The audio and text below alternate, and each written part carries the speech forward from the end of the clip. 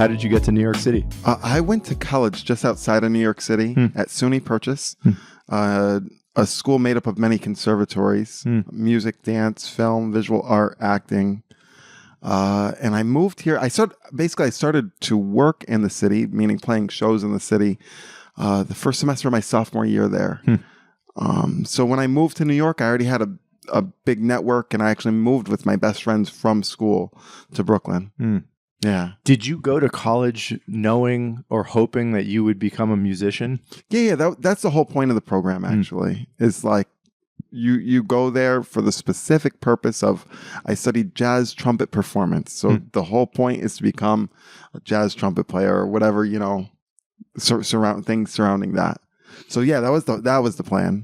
From the time you were, let's say, in middle school, was it pretty obvious to you that this was the musical path was your path? What's that story? I would say that for me, I really knew the path starting in 9th grade, which was, technically high school. But that was the first year that I started to take trumpet lessons. Before that, I grew up playing piano, violin, and then oboe. And I taught myself some trumpet for like 3 years. 6th grade, 7th grade, 8th grade. And then in 9th grade, I got serious about it.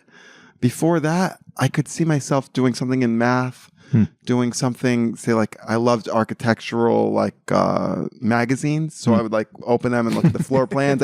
I took a class on making architecture floor plans when I was in 9th grade too. And then I don't know, I in my mind, I could be a professional soccer player if I chose to pursue that. I know that might be, wishful thinking, but that was the other thing that I could really see myself doing. Yeah. What happened in 9th grade? Oh, well, I got to school and band was not a class that happened before school or after school. It was during school. You either had to take a music class or an art class.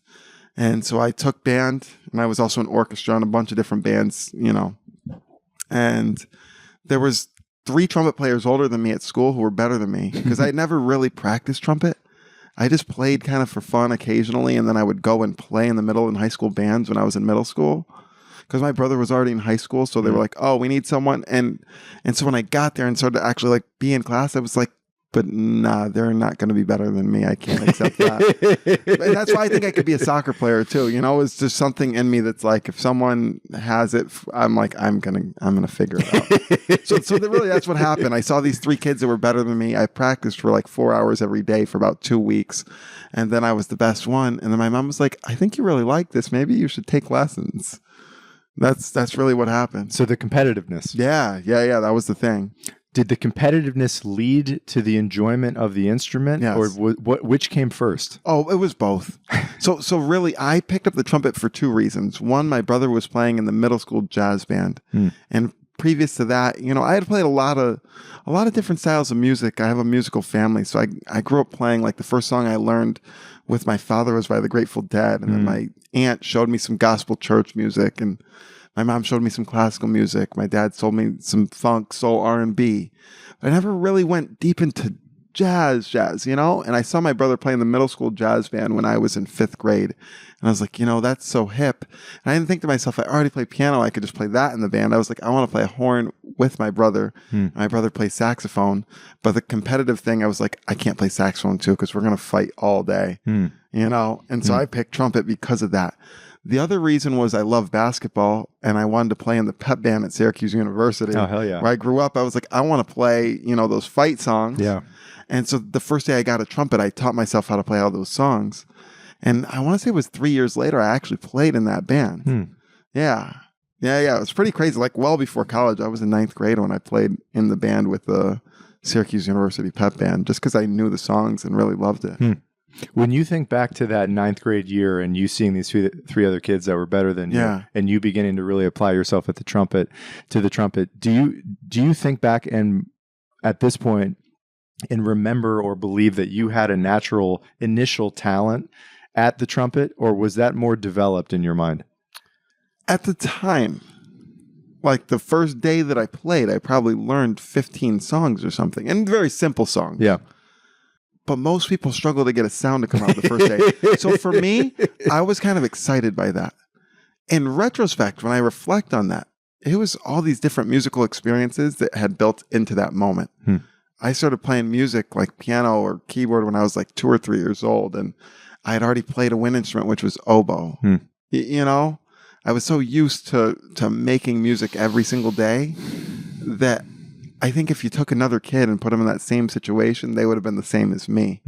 So nowadays, when I look back, I don't really believe in talent. I really believe in you had a lot of experiences at a young age. It's not like basketball where you could say, oh, this person is 7 feet tall and they happen to run fast even though they're 7 feet tall. Like, that's talent in a way. But I think in music, I think it's like reading a book or something. Like, you know, everyone can do it. It's just where you experienced that, and did you dedicate yourself to that at an age when your brain was developing? Or speaking a foreign language or something. Like, if people grow up speaking 2 languages, we don't go, oh, that kid is talented. We say, oh, that kid's bilingual from birth because their family taught them 2 languages. You know what I mean? Yeah, the exposure. So I really just see it that way. When you think about the difference between playing the trumpet when you were in 9th grade and the other instruments you played when you were younger, did you enjoy the discipline and the effort as applied to the trumpet more than the other instruments, and that's really also what drove you? Yes. The trumpet, I know people look at it and it has 3 buttons, so they're like, oh my God, that's easy. I've tried so many instruments. It's by far the hardest. And I think there was something about that challenge that I really loved. I was also a very physical kid, you know, playing sports all day. I still would say that about myself. I told you I rode my bike here, right? So I love physical activity. And when you play a violin, it's a little bit physical, but not really.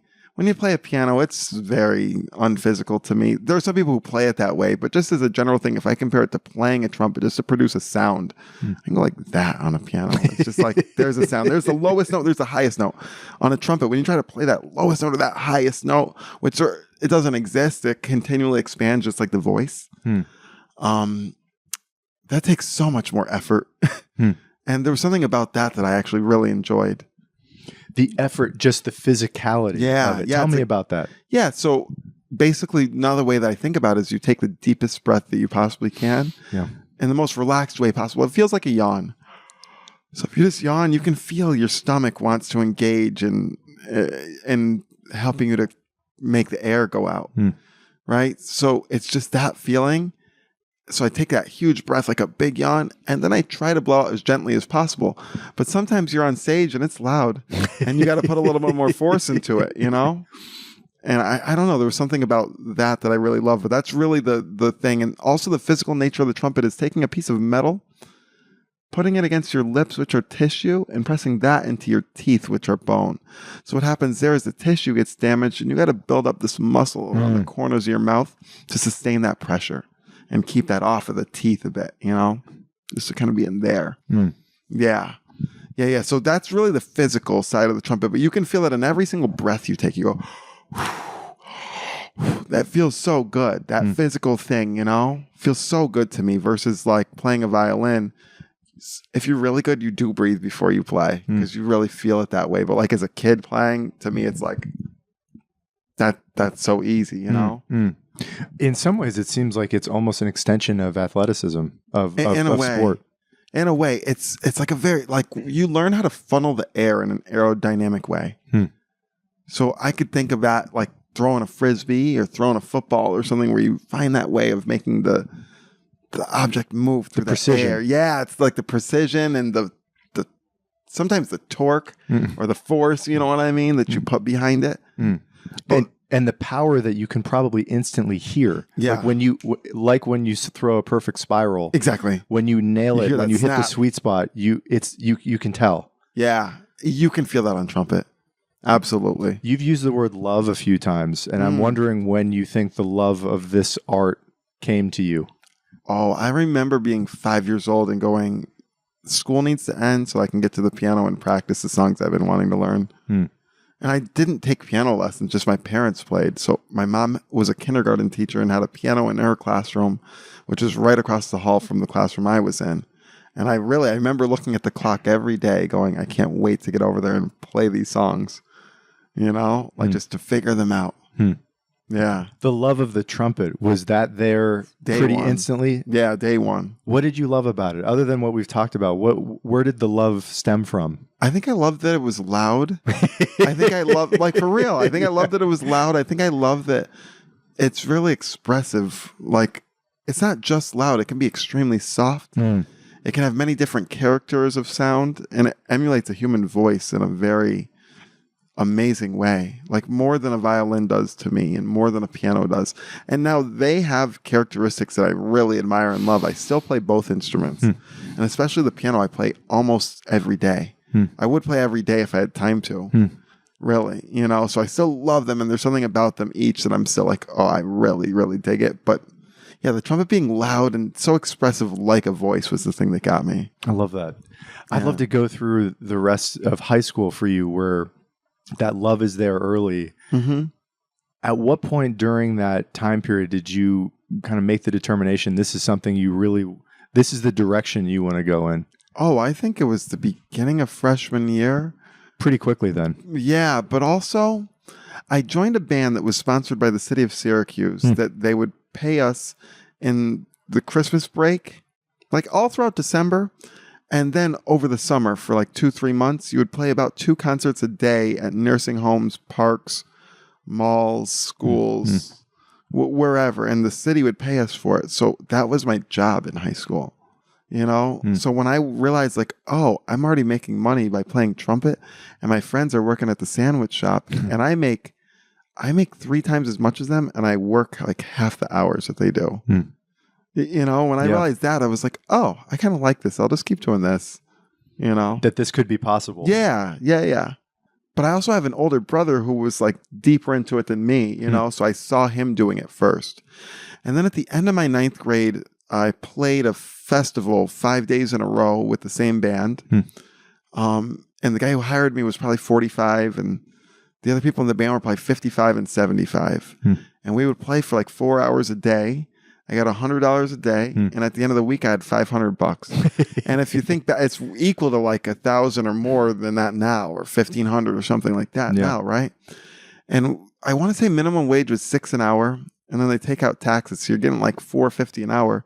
To get to $500, my friends would have to work like crazy, like you'd have to work more than 100 hours to get there, you know? Yeah. And I did that in 1 week just by playing with these older cats, and I realized also, I was like, oh, I'm friends with these people. Like the guy who hired me was actually a friend of my dad. That's how he knew who I was to begin with. But I realized like, oh, now we're friends. And this other people who are 55 and 75, I'm friends with them too. That's kind of wild to me. I'm 15 at that point, you know? Yeah. And seeing a model that potentially could work. Yeah. Just seeing like, oh, I make money doing this. I'm not even trying that hard. Like I'm practicing a lot, but I'm not trying hard to make money doing it. It's happening, you know? Yeah. When you enrolled in college, did you already have a mapped out idea of how you could become a pro with this? How you could actually make a living? What's that story? Yeah. Well, to me, it's funny we talk about the physicality. I feel like that's been the hardest part of the trumpet for me since I started taking lessons. Because when I played by myself and didn't take lessons, I naturally had a good power and like high range on the trumpet, good stamina. But my first teacher was like, listen, the way that you put the trumpet on your face is not a good way. And ultimately, it's going to hurt you someday. And in retrospect, he was 100% right. Yeah.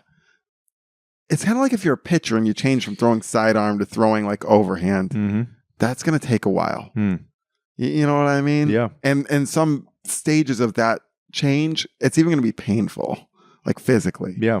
So I just went through that starting at the end of 9th grade. What did you have to change? I had the mouthpiece of the trumpet sitting in the middle of my, like the top of the mouthpiece was in the middle of my top lip. And this was below it, but you need to have the mouthpiece going around both of your lips, you know? Yep. Which I totally get that now. And I would have never, thought of that if I never took lessons because I wouldn't have known. That being said, that was the thing that I said, I need to work on that in college. I just need to get that together. I know how to read well. I know a decent amount of songs. I know how to improvise fairly well. But the physical part is the part that I need to keep building up. And the teachers at my school were really experts in that. So I was blessed to just like pick their brains about it. And there was a couple other students there with me who they were really good at that thing. So I might hear them practicing in the hall at night or something. And I knock on their door and just ask them if I can practice with them. you know? And everyone at school was really cool. Even, like, I can think of one guy in particular who's actually been on tour with James Taylor this fall. Yeah. Yeah, I see him often, but I haven't seen him this fall because he's been on tour the whole time with James. And he's an amazing trumpet player. And he's probably 3 or 4 years older than me. And every single time I knock on his door, he'd say yes. And he would basically just give me lessons, you know? So I think back to people like that where I'm like, oh yeah, that really was the thing that got me to the place where I got what I needed to get from school. It helped to elevate you. Yeah. But also I knew school was a way to find my community, like people who I'm going to move to the city with and people I'm going to play with for the rest of my life. And that's what's happened. I do play with a lot of people who I didn't go to school with, but a lot of the connections from school are still really resonating. Yeah. Is SUNY Purchase, as someone who knows very little about that school, is that really like a mecca for aspiring musicians in New York? Yeah. Yeah, absolutely. Like, I'll tell you, when I was there in my class, we had, I want to say it was like 17 kids. It depends on the year because some people transfer in or transfer out. 17 kids. Yeah. Wow. Yeah. Like, so you know everyone really well. You're together all day. There was a group of 6 of us that we're especially close to each other. 5 of us are full-time professionals. 2 of the group of 6 are very well off from playing music only. 3 of us earn a good living and are really doing great. And another became a photographer full-time. So just to say, like, you know, and if I look at other people in our class, I know people who are doing very well who are also my friends, but not in that close group of 6. And I feel like that group of 6, we lifted each other up. We were always playing gigs together, always traveling around together, whether it was from the school to the city or whether it was going on tour together or playing gigs even during college. I remember during college we would play, say, like at they're not called fraternities or sororities at Princeton University. They're called eating clubs, and they're a mix. Yeah. So we'd play at the eating clubs, you know, and get paid well by the people at the eating clubs to go play there together. So the 6 of us would get in the car and go and make that happen, you know? And we had so many experiences like that together that I feel like all the 6 of us really grew together, both musically and business-wise. Yeah, but then the other people are, you know, say those other 11 kids, probably 8 of them are musicians. You know? And if I look at the people who graduated before or after me, there's been many Grammy winners, many people who are very, like, highly acclaimed. I believe Regina Spektor graduated from the school the semester before I got there. I know that Uma Thurman was enrolled to be at school the year before I got there, and she had her first big role right before. Yeah, I know there's so many people like that. Like, there's so many people. I knew a lot of actors at school who dropped out in the middle of school to do big gigs. At the time that I was at school, I know the acting program was ranked number 1 in the country in Princeton Review, and the dance program was ranked number 2. I don't know where the music program was ranked, but I just saw a lot of people who were very successful. You just said this, that when you're traveling around with your crew, there's, I'm sure, talk about music, but also talk about the business of music. Yeah. At that time, what were the models you had in your head of how someone can become a professional and support themselves doing this kind of work? All I knew that I had to do was be out all the time with my instrument. The person who was the head of the jazz program is a great bass player, an amazing educator, an amazing human named Todd Kuhlman. And Todd was very experienced, you know? And he told us, hey, when I first came to New York in the 70s, I walked around with my upright bass everywhere. I don't know if you're familiar with Horace Silver, but he's one of the legends of jazz, okay? And Horace, one thing that he's not around anymore, I believe he passed in maybe like 2006 or 7. Okay. And Horace would hire the greatest young musicians to join him, and then they would graduate on to play with their own bands and be stars of their own right. And so Todd Kuhlman started working with Horace Silver because he was walking down 7th Avenue with his bass. And Horace comes up to him. Apparently the bass player wasn't there, and there's no cell phones in that day. So they're like, yo, I don't know what to do. We need to get somebody.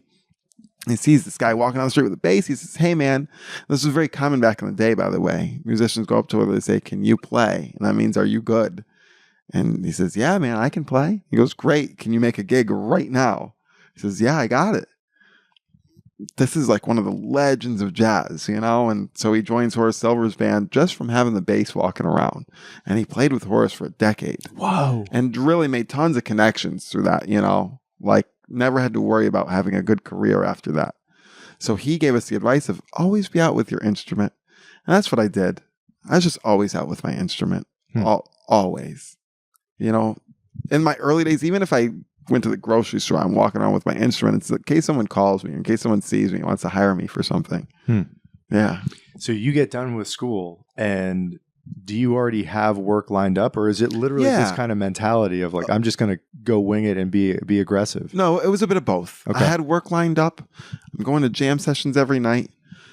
I'm meeting up with other people my age and playing what we call sessions together. That's basically a rehearsal without a show, but getting to know each other really deeply as humans and as musicians to say, hey, when we get something, let's call each other.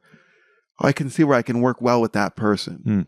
You know, so I was just out playing all the time with people. Yeah. How long did it take for you to feel like things are going in the right direction? Was that pretty immediate, or did that take some time? Man, so I'll tell you that after I graduated from school, me and a few of my friends got jobs in like sales and stuff like that. Like freelancing, right? Yeah. And when I say freelancing, I mean like setting our own hours.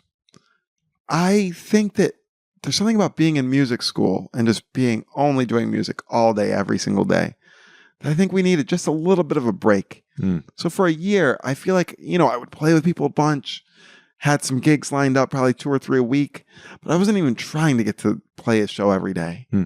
I was like, I'm fine where things are right now. I'll just sell a few, you know, be in sales a little bit, sell for a couple of days, play 2 to 3 shows and call it there, you know, meet some other people. But I think after a year, I was like, okay, cool. Time to go do it. Like really in a serious way. Took 3 months for me to go, wow, I have too much work. I'm just giving it off to other people now. Yeah. So like if I had graduated from school and just done that, I would guess it would probably have taken just 3 months. Yeah. All of the work that you said that you had, and some of it you're passing along. Tell me about what were those? What kind of opportunities were they? So I had a regular weekly gig at a restaurant in Soho. I was hosting a jam session at Smalls Jazz Club every week. And then I was playing with a hip-hop artist a bunch who I had met in between my junior and senior year in upstate New York, but he's from East New York in Brooklyn. And so he's an incredible artist, and so we started playing a lot. And it was while I was playing with him that we did a show at Sleep No More. I don't know if you're familiar with the show.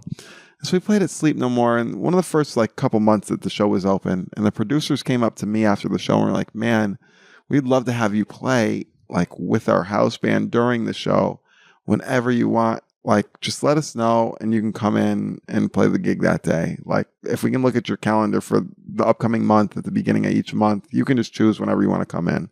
And so I literally had the offer of a gig any single day that I wanted. And so I would play it. I'd play some other shows, maybe 3-4 times a week. And then I play at Sleep No More, you know, maybe 5 times a week. Because some days I realized I can make the timing work and do a show and then go to Sleep No More or vice versa or something, you know. And so it was really like, that was the majority of what I was doing then. Did this feel like a dream to you, or had you always had the confidence and expectation that very quickly you're going to make a career? And so it was almost the natural course of events. Yeah, it was that way.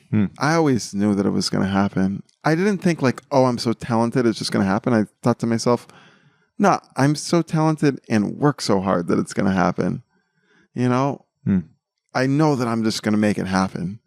But I had already done that in high school too. Yeah. And even in college, like me and my friends were working. You know, when the other students might be practicing on a Saturday night at school, we're making $300 each playing at Princeton. You know what I mean? So I had already experienced that a bunch. I think I was just a little bit burnt out and just needed that just second to chill on it. But I never was like, oh, is this going to happen? I was like, okay, when I choose to make it happen, like, at what level can I get this to? You know, I'd love to hear about your favorite kinds of people to play with. Like, what makes someone a great teammate in your craft, in your art of music? Someone who knows how to listen to every single instrument as you're in the middle of playing. So there might be 5 people playing, including themselves, but they can hear every single note from the other 4 people and know how to respond to it.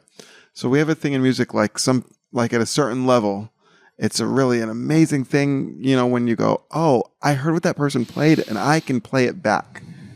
I don't have to practice it. I know what they played and I'll just play it back.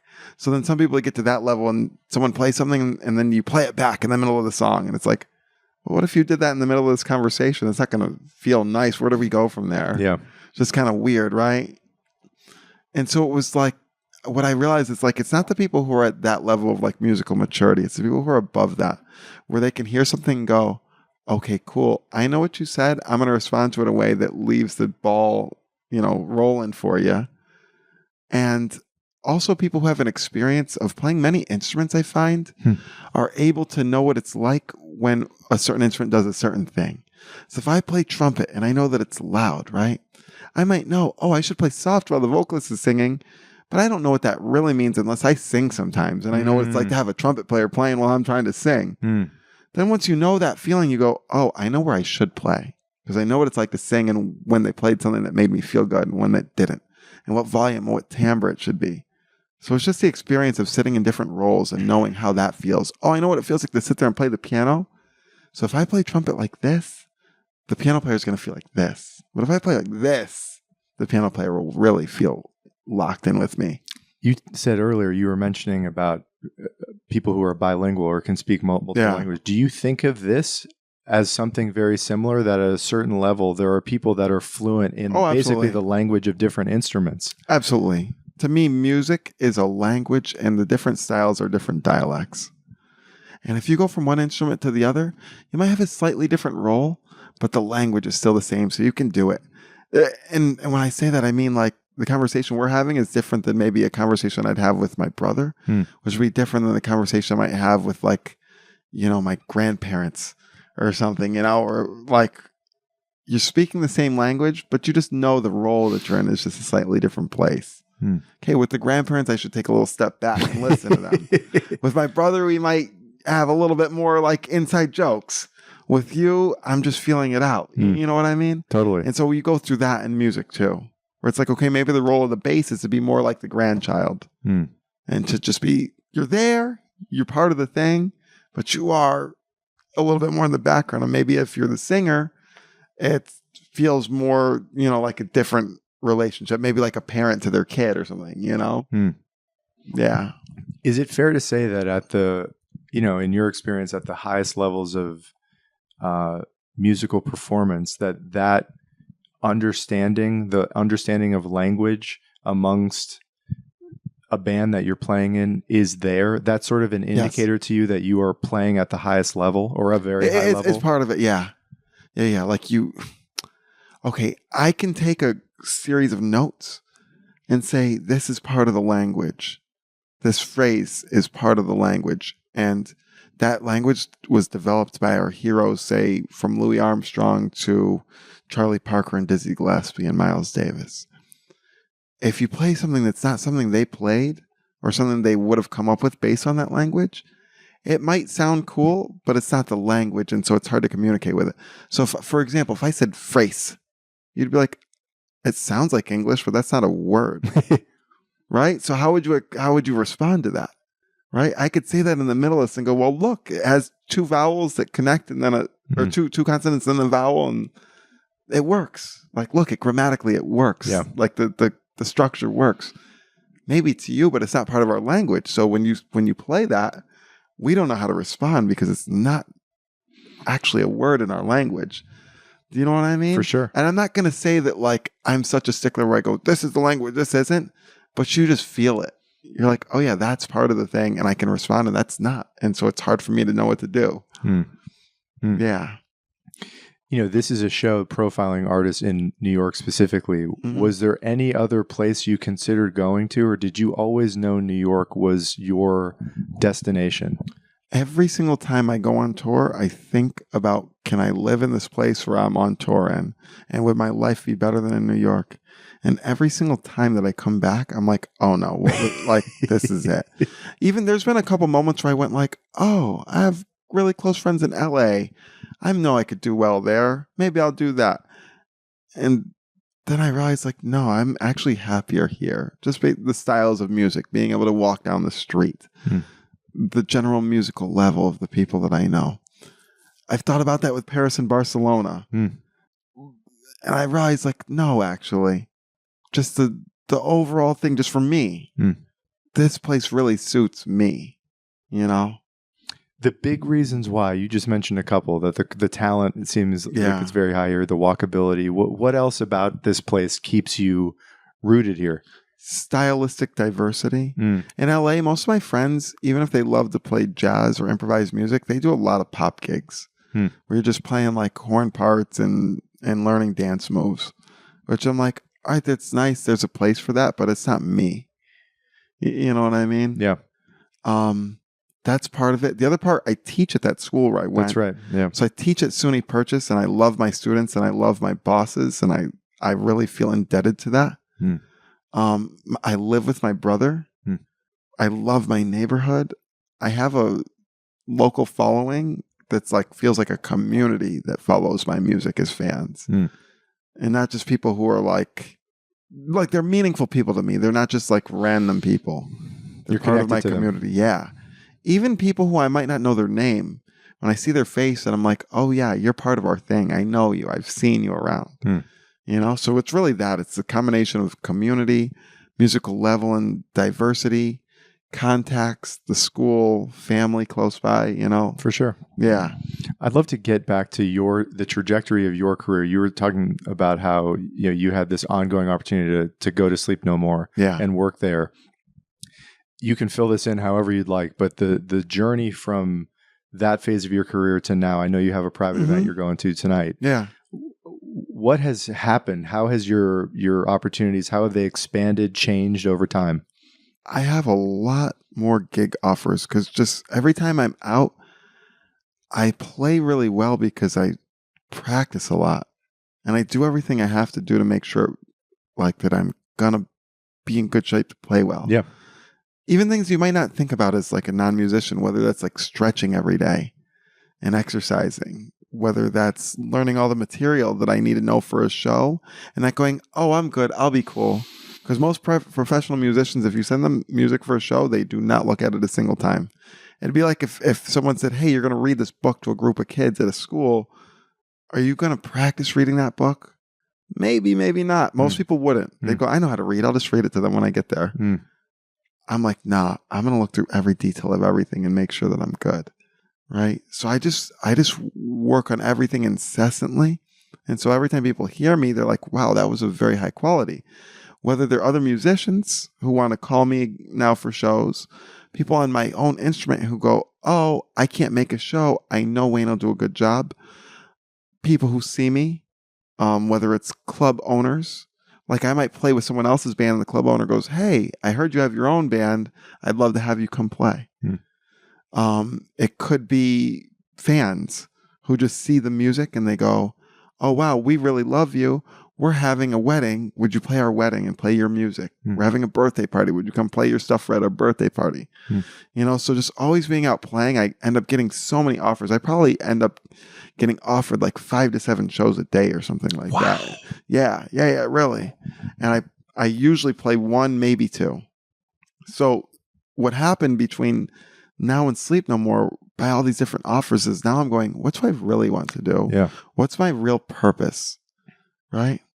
Part of my purpose is to play for kids, I actually think. Because if we don't play for kids, then we'll have no one to play for in the future. They won't know about this live music thing and how meaningful it is, how much it connects us all.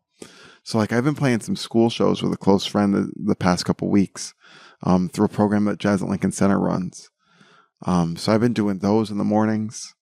I've been teaching. I've been playing private events a lot with my band, playing our own music at people's weddings, and at like I played a corporate event, like a company party last week. Tonight, I don't even know what it's for actually because it's not my band. But yeah, all that mixed into some touring. There was a period, say for like 5 to 10 years ago, for those like, or even 5 to 15 years ago, I would tour about as much as I'd be in the city. And now I'm like, oh, that's great. But unless it pays better than me leaving the city, I'm not going to do it. So I mostly do one-off events like touring things, like go play at a performing arts center somewhere and come back the same day, or fly somewhere and play a show at a festival and come back the next day. You know, it's been mostly that lately.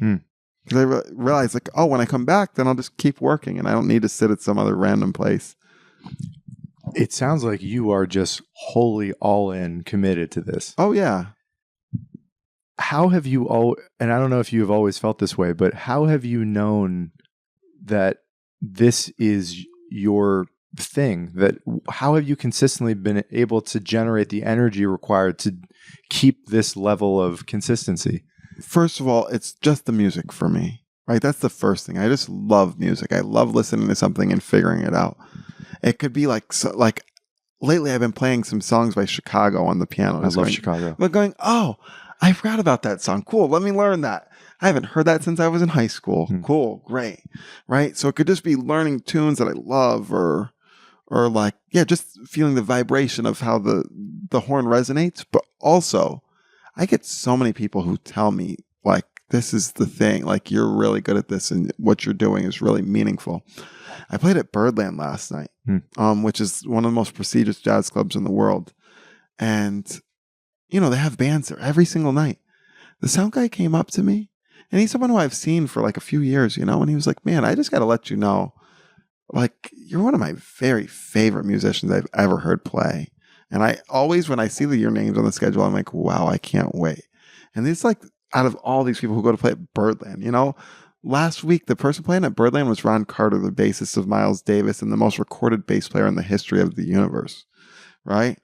Like, literally. So I'm getting compared to these people and this guy, and I'm not saying he told me, oh, you're better than Ron Carter, or like you're more than Ron Carter.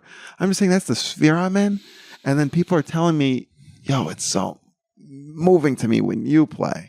I have so many people. I have so many kids who reach out and send me videos of them playing my songs. That's incredible. Or send me a video of like, they're like, I have my college recital and here's one of your songs that I covered. Or like people who write me and they say, hey, I've been listening to this track of yours from this album every single day and I've fallen in love with it and I love your music. I have so many people who reach out. Like, really, it's kind of surprising to me. I'm still surprised every single time. Like, really, I don't wake up expecting it, but just saying, like, when I have something like that happen, like last night, the sound guy telling me that, I woke up today and I'm like, got to get to work because next time I play at Birdland, I want that guy to like, yo, he's even better. That was crazy. It kind of, you tell me, but I mean, it sounds like getting that kind of feedback must be both gratifying and a sign that you're on the right path. Absolutely. You're doing the right thing. Is that how you interpret that? Yeah, absolutely. But also what it tells me is keep working because I got here by working. I didn't get here by, I'm so talented. No, I got here because I really worked very hard. I love that, man. You know? Yeah. So when I hear that, I go, oh, great. I got to keep working. That's really what I felt when he told me that. You know? I would love to go into that work because I think it's such an important part. People, and myself included, like I've been listening to your stuff. And like for people that hear you, it's like watching a great athlete. You're just like, wow, somehow they did that. Yeah. And you see the end result of often decades of effort absolutely to get to that point. And I'd love to go into the details of your lifestyle, your habits. You talked earlier about the physicality and you're stretching every day, that there's a physical aspect to this. In any way you'd like to detail it, I would love to hear about what goes into your preparation, your habits to do what you do. I practice every single moment that I'm free and feel physically not tired to play my trumpet. Literally. So if I'm teaching at school, I might, like on Mondays, I teach 4 classes, which is kind of a lot. That's you know, a lot, to teach 4 college classes in a day is a lot. I have an hour break. You know what I do in that hour break? I eat lunch for 15 minutes. I practice for 45. After my 4th class ends, I jam with the students. And we just play music for like as long as until I have to go, right? I actually set up a concert with the students this Monday before my 4 classes. So to me, I'm like, I'm just always playing. Like I'm always like tomorrow I'm going to teach 3 classes and then play a show. But before I go to school, I'm setting the alarm early so I can practice for 1 hour before I get to school. Like really. I'm just always doing that. So I'm always practicing. I used to try to compose every day. I think I'm really, really, really good at composing when I'm inspired and not good at it when I'm not. So now I just compose when I have the inspiration, and I might have the inspiration while I'm riding my bike, and I just stop and I just start singing into some voice memos and making some little notes on my phone. I go, I'll finish this up when I get home, but I have enough that I know exactly what it is. You know, it could be any time. If I'm at the private event tonight and we're sitting at dinner with people, I might walk away and act like I had to go to the bathroom because I'm going to write down the thing I'm about to compose. But I'm always practicing as much as I can, and then I'm composing whenever I can. And then when I'm commuting, I'm listening to all the songs I need to, if I have songs I need to learn for shows, I'm learning those songs for shows. If there's songs that I just want to learn for fun, I'm learning those next. And then if I don't have either of those, then I just listen to more music for more inspiration. At least as far as music, you know? But I do other things for inspiration too. Like I might watch basketball. I'm going to go to the Nets game on Sunday. Oh, hell yeah. Yeah. I went to the Comedy Cellar on Monday, like this past Monday. I love that place. It was great. Louis C.K. was there and performed. That was enough for me where I was like, whoa, that's a very high level of this thing.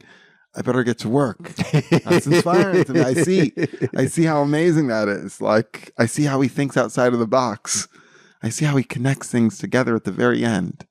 Cool. What if I did that with my music? What if I was thinking outside of the box a little more and then connected it together at the end? You know what I mean? You just get ideas from everything. So I'm always making music. Like, it doesn't matter. 24 hours a day. How do you think about sleep, exercise, nutrition, like the things that just keep your system operating? I'd love to hear about how much thought you put into that. I don't sleep as much as I should. I typically don't need to as much as other people, but I know if I'm very tired, just one full night of sleep, I will be totally fine. Nutrition, I eat anything I want with the expectation that I'm going to have to play the trumpet shortly thereafter, and I want to feel good to play it. You know? So I don't have like a diet, but I go, some days I look at a hamburger and fries and I go, I could eat that and feel great and play. And most days I look at that and I go, I probably won't feel good. So today I made an acai bowl, and then I got a friend staying with me and she made ratatouille, just a bunch of vegetables. And that's all I've eaten today. Like, and I'm going to feel good. So I've eaten fruit and vegetables today, and that's it. You know? Have you found that there are certain foods, certain minimum required amounts of sleep, certain minimum amounts of exercise that are required to get you into a place where by the time you're playing your music, you are at your best? No, there's no like set thing for me. I would rather have eaten than not eaten. I know some other people feel the opposite. A lot of people are like, I don't want to perform too full. I'm like, I can eat so much. I'm never going to be that full. Like, I'm going to be all right. Yeah, like, really. For some people, they don't want to eat too much. But I'm like, I want to have eaten. I want to have warmed up on the trumpet.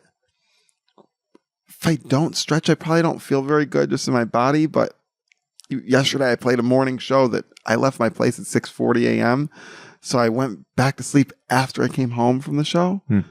And I stretched after that. And I don't think I felt physically great in my body when I played the show. But I heard the other musicians and I was like, oh, sounds good.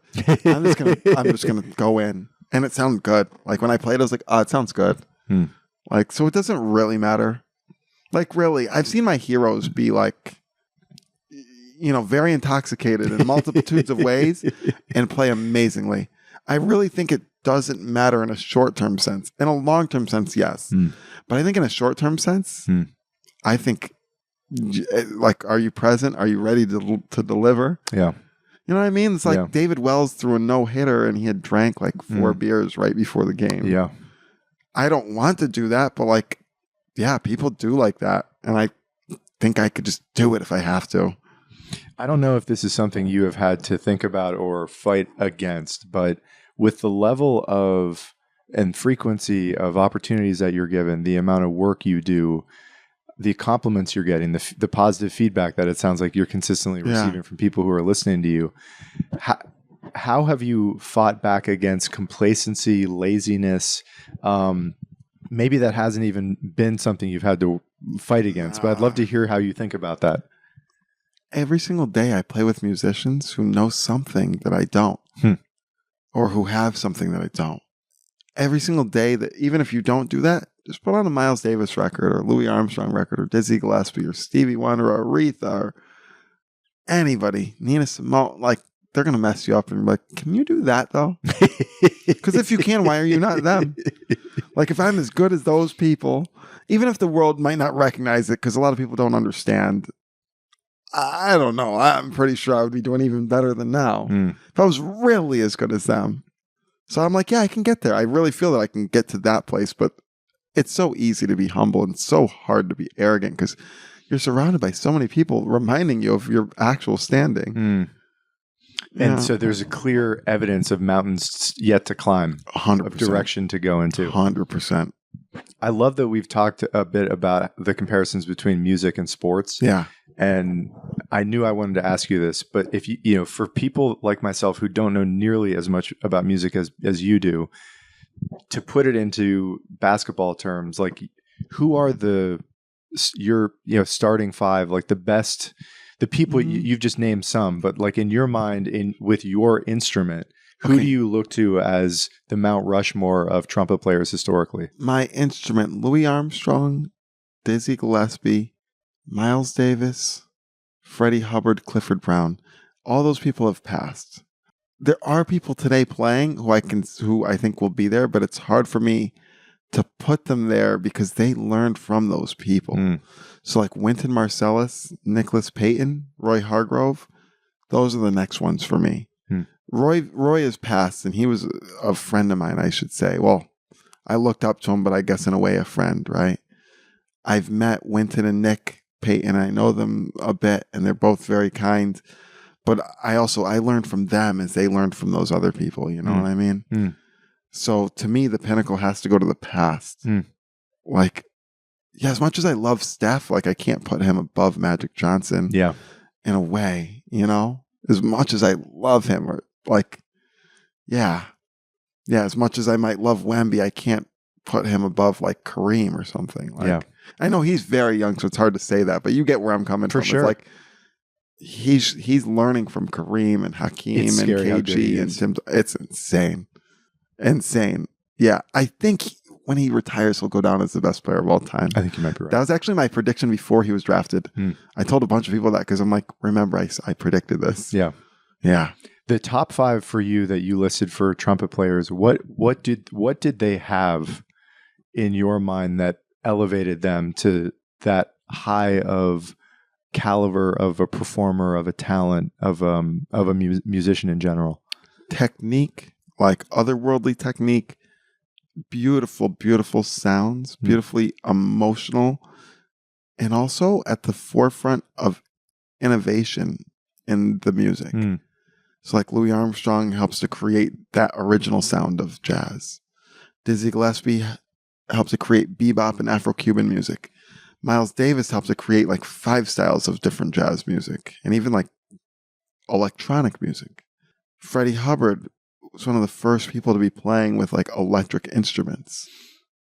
Clifford Brown had an articulation on the trumpet that I've never heard anyone else do. So they did things that other people didn't do. Yeah. They could play literally anything that anyone could ever ask them to play, but they also did things no one ever did and couldn't have imagined previous to them. Yeah. It sounds like you have an amazing life and an amazing dedication that has stemmed from these years of effort and gifts and consistency.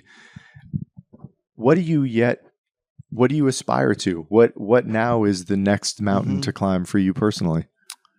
I want, as a band leader, to tour a lot with my band and to play less with other people's bands ultimately.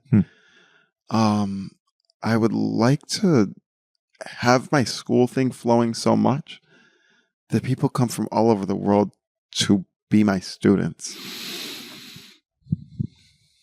And I would like to feel like I'm so good at the trumpet that I never wake up with any anxiety or worries about whether I'll be able to do the thing I'm supposed to do really well. So I don't care if I warm up, if I eat well, if I exercise, I'm going to kill it. It doesn't matter over a long period of time.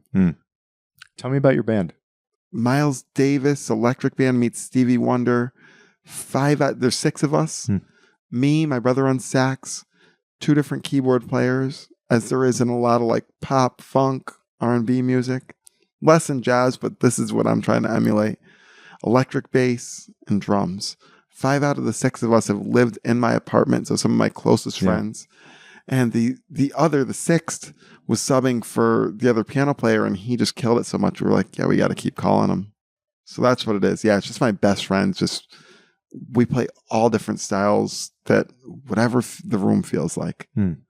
We rarely play like classic jazz, but sometimes it feels like the vibe. You know, maybe 1% of the time to me, but usually we just do our thing, which is a mix of funk, R&B, hip hop, and modern jazz.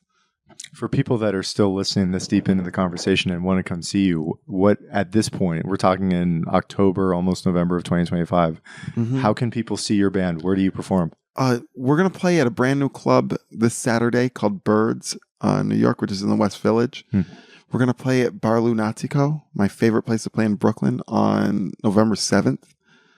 And just generally, they can just follow my Instagram, Wayne Everest, like the mountain. That's my middle name. And from there, I always post the good shows that I'm playing. For music in general, and maybe we can add the trumpet specifically to this, but for people who are new to New York like myself, what are the great venues? You've listed some of them where you've performed, but what are your top recommended places where people can go to see incredible music in this town? The Village Vanguard. Yeah. Nublu, Nublu, La Poisson Rouge. Yeah. Can't go wrong. Yeah, to me, those are the best ones. Yeah. I always like to close with this question. And, dude, you have such an incredible story. I'm so happy that, that you have like this such a dedication to your craft, and also that it's like taken off in the way that it has. I can tell how much you care about this. Oh, yeah. It's awesome to meet people like that. When you think about success for your life, for success for your career, and I think you alluded to some of this with wanting to focus with your band and be able to tour with them. How do you think about the word success as it applies to music, to the trumpet, to playing the trumpet for you personally as you look into the next year or two of your life? To me, I think it just means feeling free to create however I choose to create, without the constraints of worrying about what other people think of the music, without worrying about whether I'm physically or mentally capable, and just creating something that is an expression of my life's experiences, an expression of the experiences of the people that I'm surrounded by, whether the people playing with me or watching us and giving us that energy. Just that it's really, truly vulnerable and unfiltered. Yeah, that's success. That I play music that just feels vulnerable and people feel like I know that person. I felt what they needed, and I needed that too. I want to sneak in one last question. And you talked already about what keeps you in New York. What do you love about New York? Outside of your own professional advancement, what do you love about this place? I love the food everywhere, man. I love that we can eat food from different parts of the world in the most authentic ways. That's just a bike ride away. I love the diversity of the city. I love that, people from all walks of life have to get along and help each other. I love that I can walk down the street and discover new things every single time I walk down the street. Yeah. It's those things. I hear you. Yeah. This was such a treat, Wayne. Thank you. Thanks for having me. Thank you, bro. It was a pleasure meeting you. Appreciate it.